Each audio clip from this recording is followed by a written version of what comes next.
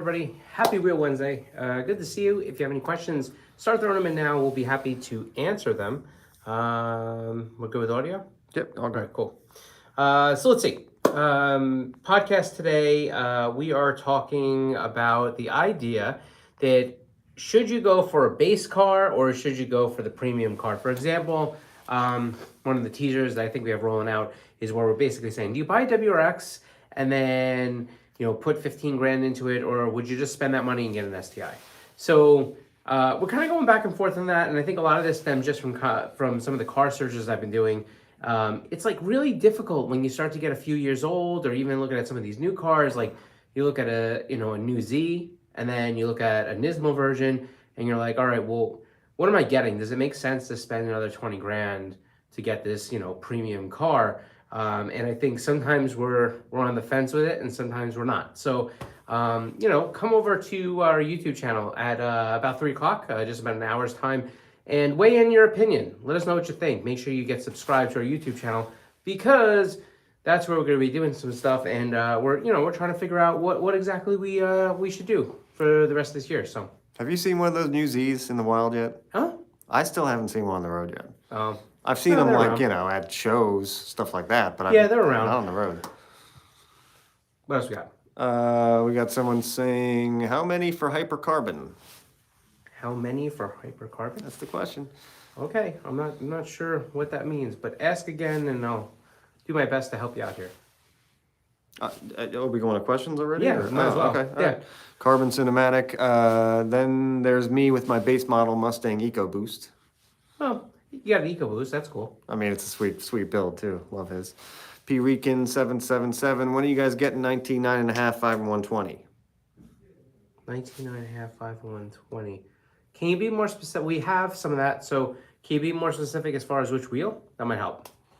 Let's see. It was pretty early, so we don't have many questions yet. Yeah, not super early, but when it comes down to Q&A, if you have any questions, feel free to throw them in, and we'll be happy to kind of go through them. I'm trying to think of anything else. I mean, this Friday we have a regular piece of content coming out on what are we doing for this Friday. We're still working on that, right? It's the top 10 questions that we get asked all the time in the comments. Yeah, so I mean, as far as the content we're going to be dropping on our YouTube channel, like we do every Friday, this one's basically going to be just a lot of the questions I think we get, and I believe Rich is bringing it to you from his previous life. So shout out to Richie out there, wherever he is, and all that good stuff. Has anybody doing anything good to kind of wrap up the summer, or what builds you have on deck? I think for me, I'm trying to figure out exactly what I should do going into the winter. If I should take on some other projects, just do some little things.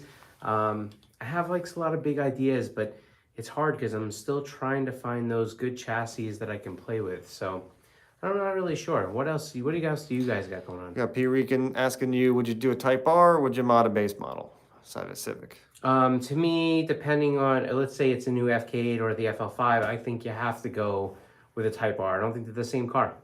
Nice. Eduardo over here on YouTube says I got my Mark 1s. Sick. Awesome, Eduardo. Make sure you send some pics if you haven't already done so. We also got Tawanda from, hey, Konig, greetings from Zimbabwe. That's cool. That's really cool. That's out awesome. there. Like it. Eduardo said he's got the Mark 1s on his 2022 Miata MX-5. Oh, sick. Yep. That's cool. Probably, Send some pictures, man. probably a good fit on there. Probably looks really good. Enrique Ruiz FL, carbon bronze metallic should always be a wheel color option. Carbon bronze metallic. Yeah, I agree. The one on the Ultragram looks Yeah, great. One of my favorites. I think it's a great finish. We try to keep it moving a little bit. So sometimes we do, sometimes we don't.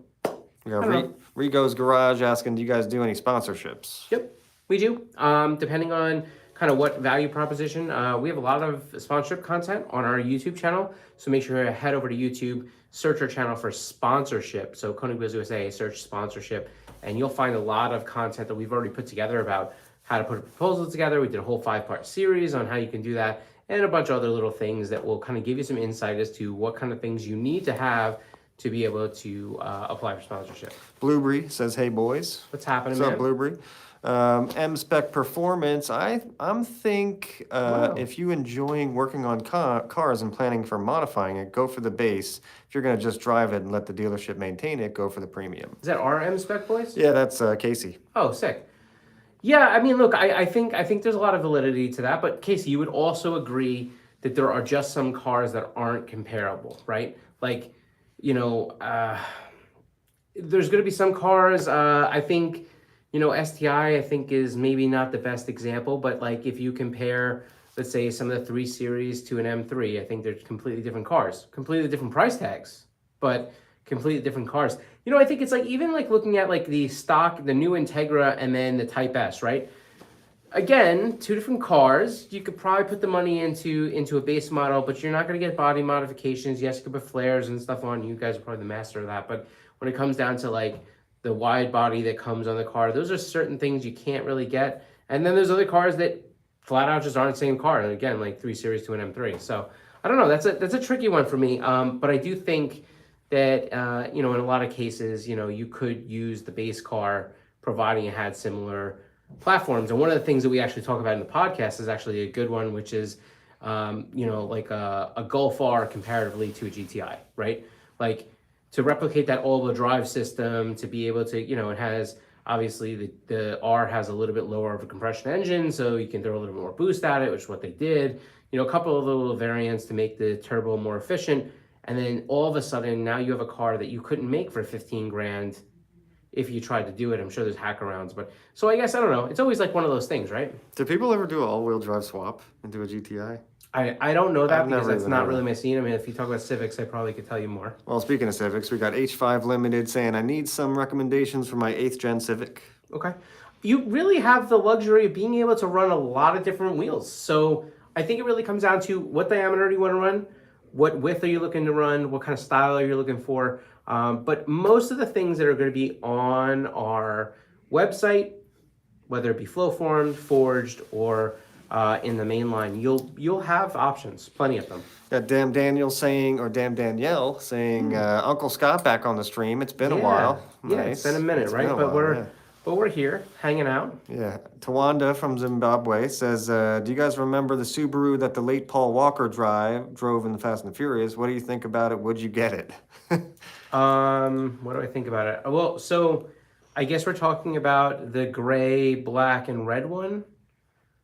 There would have been a few different Subarus, but the hatchback I'm thinking is like... It wasn't in the first 3 movies, was it? I think it was third or fourth. Okay. Lost me after they were going in that tunnel that was falling behind them. That would have been the Subaru that he had with it had like the Perrin front intercooler, front mount intercooler. Nice. So I don't know. Let's see. We got Bling saying, "Yo, man, I need advice. Okay. I'm doing an internship and my boss is not cool. He also wants me to do things fast, but only hurries me and always is vague when explaining stuff when he wants me to do. He also ask me for tools, but the entire shop is a mess. What would you do?" That's a pretty big question. One. All right, so if you really want advice, I'll give it to you, but understand it's not Konig advice. This is Scott to life advice. I think when it comes down to the vagueness, I think it's completely honest. As long as you go there completely disarmed, without any cuteness or sarcasm, or you don't have an edge on you, or you don't have any tone that makes them feel threatened. I think it's completely okay to ask for clarification, right? Like I don't think that that's a thing, and I think that if you can go to somebody and they can't provide you with clarification, when you honestly ask them without any any bad context, or like where you come off as an aggressor or sarcastic or being a kind of a jerk, then I don't know that that's the right place to be, right? So that's number one. As far as the shop being dirty, look, I mean, how people run their businesses, I can't really comment on. And, I can tell you what my pet peeves would be, but I certainly can't address those. As far as pushing you to work, that's what work is. Like, I understand there's this feeling of, I got to do a good job, I got to take my time. I think you need to go as fast as you possibly can without rattling yourself and without compromising the quality of your work. But you also have to understand that if you're in a profession that is kind of totally surrounded by how quickly you turn out work and how many cars and how many customers you service, that your return on investment for how much he pays you every week and how many cars he can turn out is directly related to the productivity that you bring. So I wouldn't look at that as an offensive thing. If anything, I would look at that almost as a challenge and a goal for you to continuously strive to get better and quicker and faster while being efficient. I think the biggest thing that you can do in a spot like that is to be transparent. What I mean is over communicate a little bit. Be able to, like, as you pass your boss, be like, hey, like, boss, like, I only got like 20 more minutes on this, or I got an hour left on this, or I just got stuck on this, but, give me like another hour and a half. Giving him honest, real feedback so he can kind of keep in mind that, like, you're aware of the time, I think is a good thing. So hopefully some of these things helped you. That's, again, my opinions, but if there's anything else I can provide an opinion on, I'm happy to do so. Boom. Yeah. There you go, Bling. John Curdy says, is a 9.5-inch wide rim the best in your opinion for a 275 wide tire as far as deflection control? Okay. So this is a complicated question. I'm going to try to give you some points about why it's complicated, and then I think you will be led to kind of what you need to research next.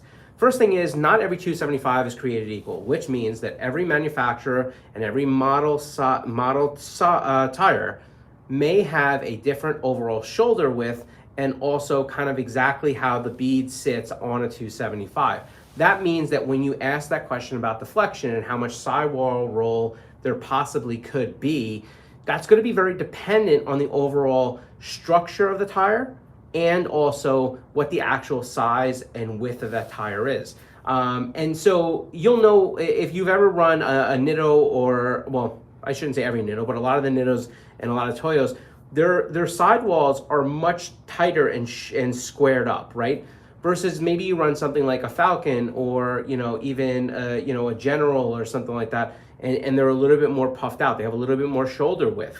So now some tires, as far as their model size, that will happen too. So make sure you hit the manufacturer's website. Look at the model tire that you're looking to get in that size. Look at the approved rim width. You kind of want to shoot to be on the tighter end. So if you have an approved rim width that goes from 8 to 9.5, make sure you either shoot to be 9 or then you can go that full 9.5. But what you don't want to do is get a 275 that maybe runs a little big and then, go ahead and put it on a 9.5-inch wide wheel, because maybe that 275 would be more home, on a 10-inch wide wheel, and maybe it would be a little bit more at home on a 9-inch wide wheel. And I know that's hard to kind of comprehend, but run enough tires, you'll see what I mean. I would also ask for feedback, because there's a lot of tires that are strategically developed with really stiff sidewalls if you're looking for kind of a lower roll of the tire. So just keep in mind, there's different things there. Do a little bit more research. I think you know what you're looking for, and that's a good step. Just need to find it. H5 Limited with a good question. I want to buy my first set of aftermarket rims, Okay. Maybe bronze. Okay. Advice? Yeah, I mean, look, I can advise you on fitments. I can advise you on maybe what the process you should do for finding a retailer. I can advise you on fitment for kind of maybe how you should go about deciding what wheel is right for you. What I can't do is I can't give you advice or whatever suggestions on the preference of color or look, because those are two things that, like, you've heard, people that have been here for a long time. I use the ice cream flavor theory, right? And that's that theory of there's a lot of different types of ice cream. Not everybody is going to love every flavor.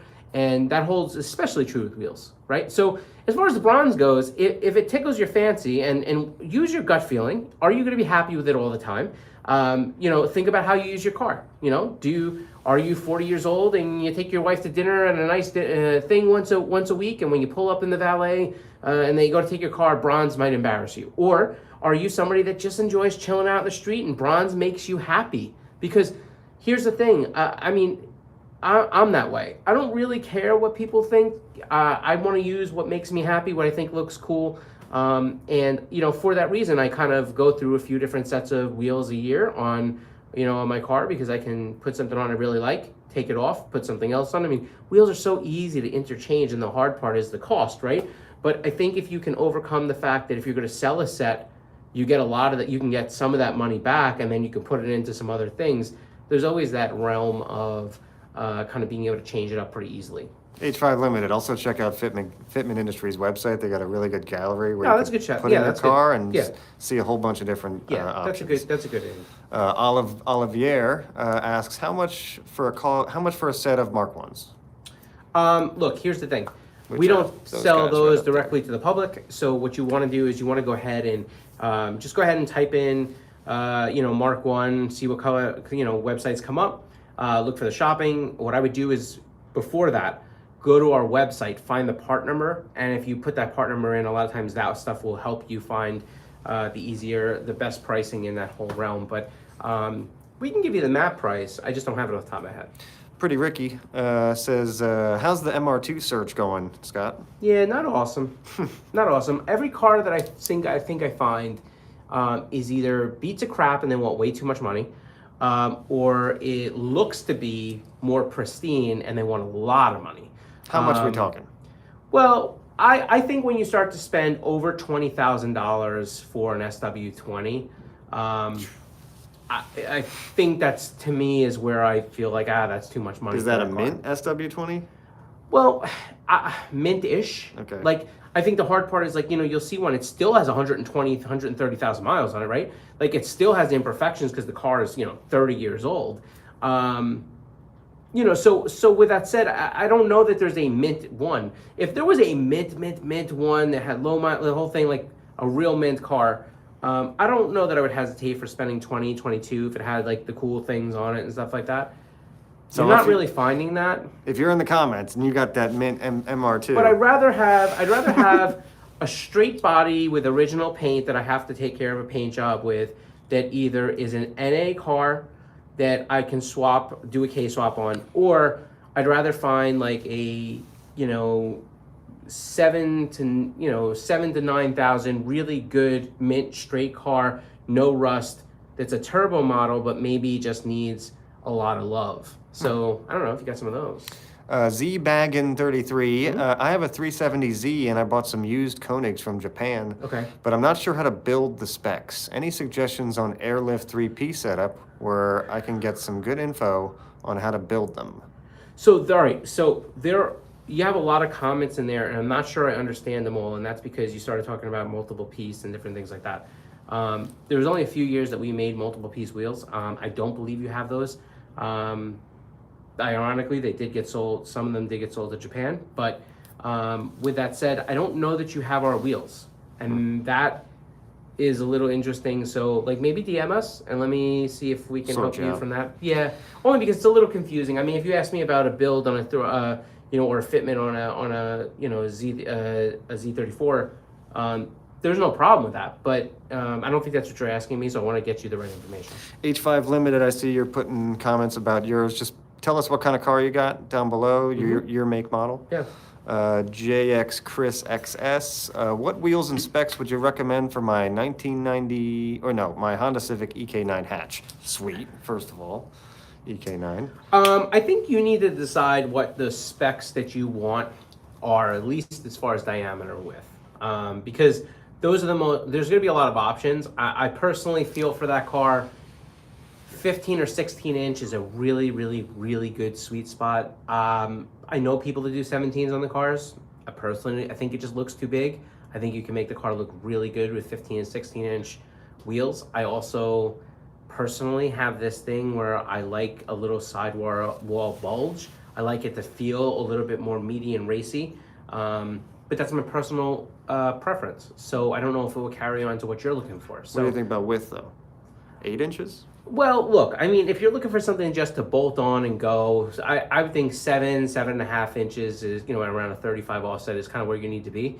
If you're doing some coilovers, if you're willing to be a little bit more aggressive, you could possibly get into an 8 around 35. If you're looking to do something where you're a little bit, have a little bit of body modification, or you end up with a little bit of camber or something like that, you can go like 8 at a 25. If you want to be the player that everybody wants to be, and you have some other modifications you can make to the body, the quarters, and the fenders, you can easily go wider. There's plenty of options. We go all the way up to about 11 inches in width in 15 inch. So, I mean, if you can dream it, we can build it. Just the question is, can you fit it? Elevate asks, have you been to South Africa?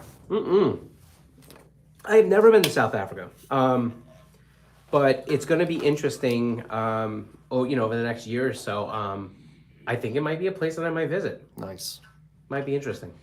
Chapol 213. Hello, what's the best setup for my 370Z? I track my car and I'm currently running work wheels. I have a friend though that just bought your wheels and I like the look and the flow form spec. Well, appreciate that. Don't forget we have forged wheels as well. As far as so I have a 370Z, so I have a Z33. I have a 350Z, sorry, Z33. So basically for your 370, you can get away with a lot of wheel. Now, depending on what type of racing you're doing, will depend on what size wheel you'll want to run. If you're going to be doing a lot of road racing, I would recommend, my personal opinion is go square on the car. The car can take a lot of wheel. You can definitely throw 10.5, 11s in the rear and not really have the car snuff at it at all. So you could do 10.5 and an 18, have no problem. A lot of those guys on the front, they'll go a little bit more aggressive. They'll do 10.5 inch squared. I think that helps a little bit prevent some of that snap oversteer that that car wants to have. But with that said, keep in mind that if you're looking to maintain a staggered fit and you're looking to kind of keep the similar handling characteristics without kind of changing any of that snap oversteer, there's plenty of people that like that feeling and they just drive with throttle. And if that's you, then I think you can easily get away with doing a 10.5 inch or 11 inch in the rear and doing a 9.5 inch in the front, like a 25. Can we do some quick fire questions? Because I got a bunch of questions and only a few minutes left. That's all right. We'll go through it. We got a lot of questions. So, Two Pig Shakur, my dad had some Konigs back in the day. Nice. That's not a question. Well, just a statement. Thank you. Scott Salter, 86. Yep. I haven't made it to a Wednesday live show in too long. I hope to see some more Corvette sizing in Konig Wheels one day. Corvette, listen, so we got Corvette fitment. Go over to our forge. Go to konigforge.com. The F3S and the F1M have Corvette fitments, really good Corvette fitments for C5, C5Z, C6, C6Z, and some of the C7 stuff. So go check that out. I think you'll be pretty pleased with what we got. Drifter Gone Wild in the house. What's up, man? How are you? Saying, what are your thoughts on the past FD Pro Spec season? I have mixed thoughts. I think you would be a better weigh-in than this. I think that there was a lot of people that I thought were going to do a lot better than they did, and I didn't see that. And then I think that there was a few people that surprised me with some of the, talent level that they have. I still think that on the pro spec level, there's a lot of struggling to run effective programs. And I think that's kind of fitting in the nature of kind of the gravitation of moving from Pro-Am up to pro spec. I don't feel like I was really, I think the field felt more qualified than it had in years past as a whole, but It's I like struggled. 40 people in there. So many competitors. But I struggled with really feeling that deep connection that I've had in the past to some of the pro spec drivers. I don't know, Adam. Let me know what you think about that, because you're really good to weigh in on something like that. Did you like the seating bracket, the pre-competition seating competition? Yeah, I mean, look, whether it became pro spec or pro, I like the idea of having that ability to make qualifying a little bit more exciting. M-Spec Performance Casey says 100%. I think also new versus used cars make a big difference too. 100%. Absolutely. If it's a motor / turbo combo you're after, that's one thing. But if it's just a trim level for body and brakes, that's a bit different. I agree with you. And because if you're talking about mild body things, and then you can throw in like aftermarket brake kits. A lot of the times whatever they come with stock, you can certainly do way more cost effective on the aftermarket side.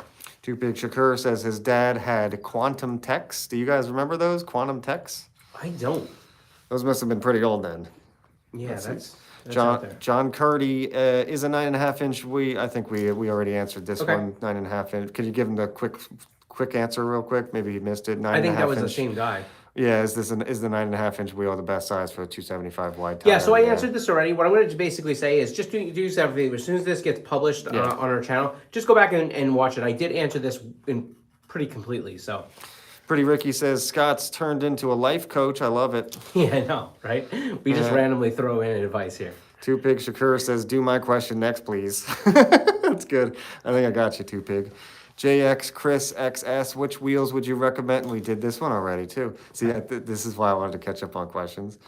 Let's see. Do you guys remember the condom text? Yep. Sorry, guys, I'm late. Track days and 2K runs. Sorry, guys, I'm late doing my FedEx ride-alongs today. Nice. Oh, that's CLT Brian. Oh, you changed your thing again? I only know your handle because of the profile picture. JX Chris, here by me, you could get a decent MR2 for a third of that price. I mean, send them through. Where are you, Chris? Yeah. Let us know. Yeah. Ken Cruz, Koenig Monsoons were fire back in the late 90s. Yeah, it's an old one. Let's see. 15s are more my style for the EK9. Nice. Yeah, I agree with you. I would choose 15s as well. John Curdy, who makes good aftermarket lug nuts to pair with my heliograms? Surely I'll get rid of the factory ones, right? Yeah, for sure. I mean, you're going to want to make sure you have a conical seat lug nut. You're also going to probably, unless you're on track a lot, want to go with something maybe like a spline drive key because it comes with that tuner diameter so that you have less chance of scratching the lug hole area. I would recommend, there's a couple really good companies out there. You have Magard, you have Gorilla, you have Bimic, you have, there's a couple other race companies out there that do some cool stuff.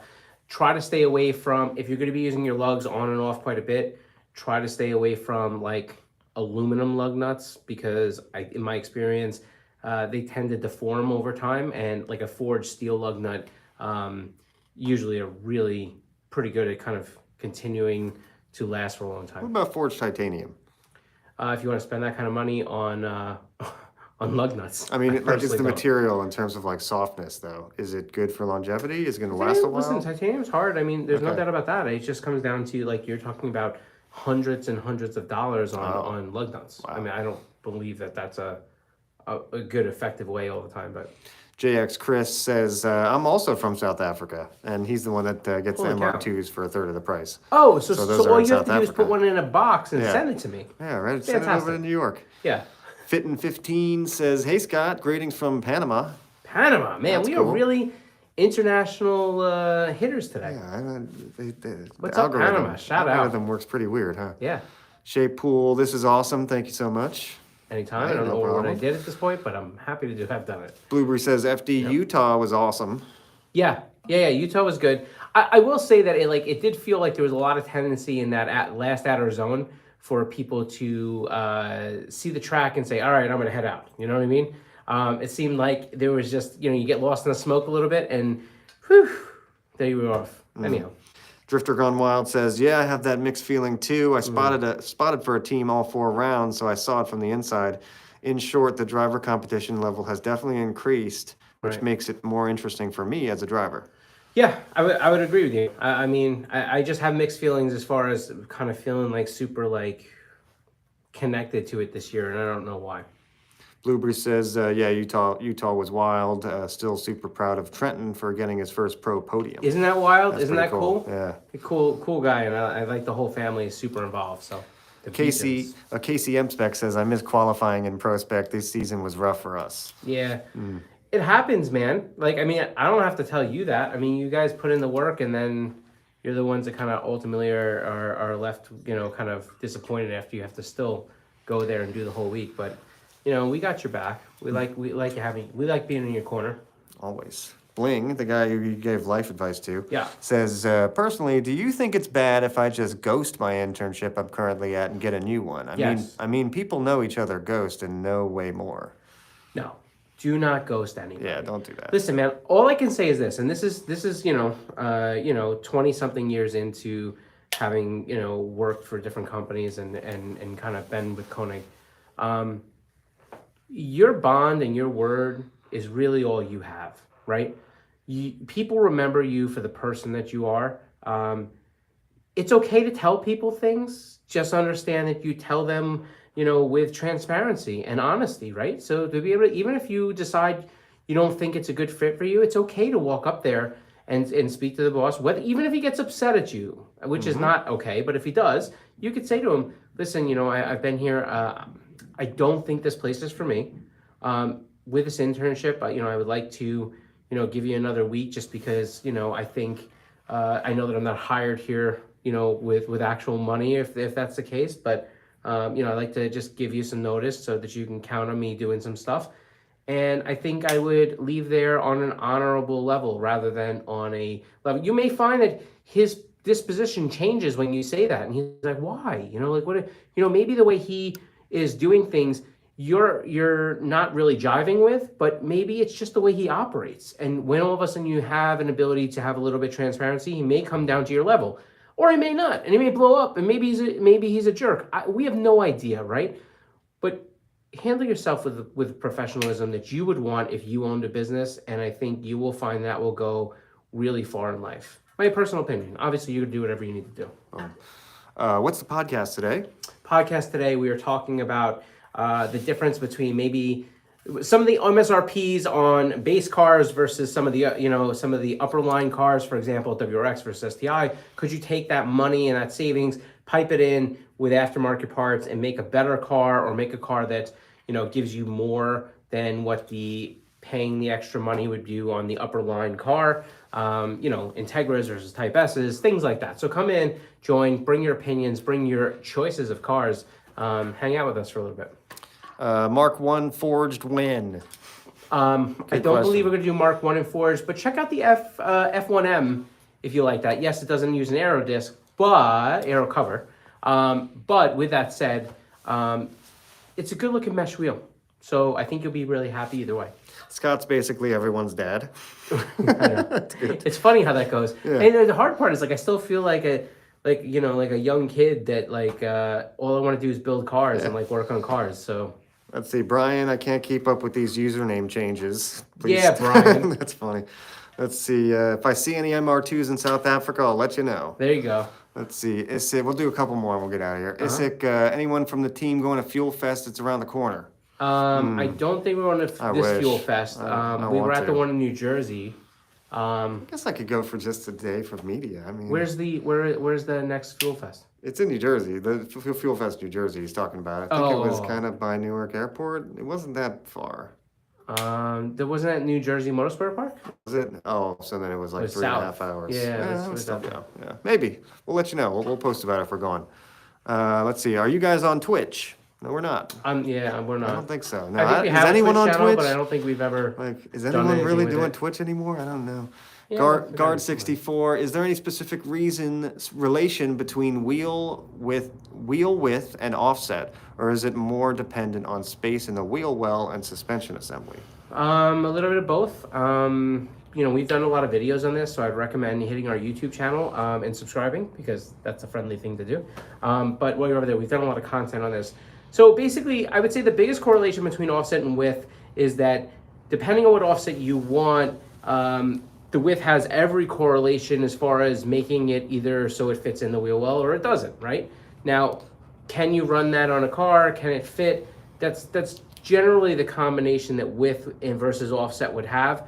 But there's other little caveats to that. So I need a more specific question, sort of, but understand that, when we start talking about concave wheels or wheels with big lips, the lower offset, the wider wheel will give you those combinations. The more narrow you go as far as width, the higher offset is usually going to kind of flatten those wheels out. In addition to that, I also think you need to understand that the wider wheel you go and the lower the offset, the more it's going to push the wheel outside the car. Widening the width could potentially cause inbound and outbound. You just need to know what fits your car, man. That's we got 2 more questions for you. Nighthawk Media asks, what for my VW Jetta GLI, what's the biggest wheel I could put? I need to know what generation it is. Which gen is it? Let us know. Please, Alejandro Fernandez, Alejo Fernandez says, add more 4-lug wheels. We have so many 4-lug wheels. We have a lot of those. What are you looking for specifically? Because we have so many 4-lug wheels. Mario Jr. says, would it be too much to ask to make a Mark 1 wheel on a 15-inch spec with the turbofan available as well? Yeah, so right now it is a lot to ask, and the reason is because, look, the Mark 1 is a little bit more expensive, especially when you start getting all these accessories, and we would have to redesign cover plates and caps and aero covers because you would just get to a point where they wouldn't work on a 15-inch wheel. We've talked about it before. It's just something that I don't know there's enough demand for yet, but it would require a lot of retooling on some stuff, whereas with a 17, 18, and 19-inch, we're able to kind of commonly share some of those parts, so that's kind of why. We're good. All right, thanks for hanging out with us. We appreciate it. We do this every Wednesday at 2 p.m. Eastern, right before we go live, usually, sometimes, on YouTube, where we do our podcast. So if you're looking to kind of get subscribed to a good podcast, we do one, and then we don't really talk about wheels, talk about car things. So first, feel free to go over to our YouTube channel, get subscribed, where you can listen to the podcast and watch it. You can also go to Stitcher, iHeartMedia, iTunes, Google Play, and what's the last one? Spotify. There you go. And you can go ahead and take down our podcast, the KONIG Behind the Wheel podcast, and you can listen to us talk while you're in your car. We got one more funny sarcastic comment saying, "Oh, you're a car guy? I had no idea." You could tell, right? Yeah. Oh, okay. It's pretty clear. Yes, car guy. But with that said, don't forget YouTube. Go to our YouTube channel, get subscribed. And this Friday we have a piece of content that we drop every Friday. So look out for that. And that's pretty much it. We will catch you next week, Wednesday, 2 p.m. Eastern, right here. Take care.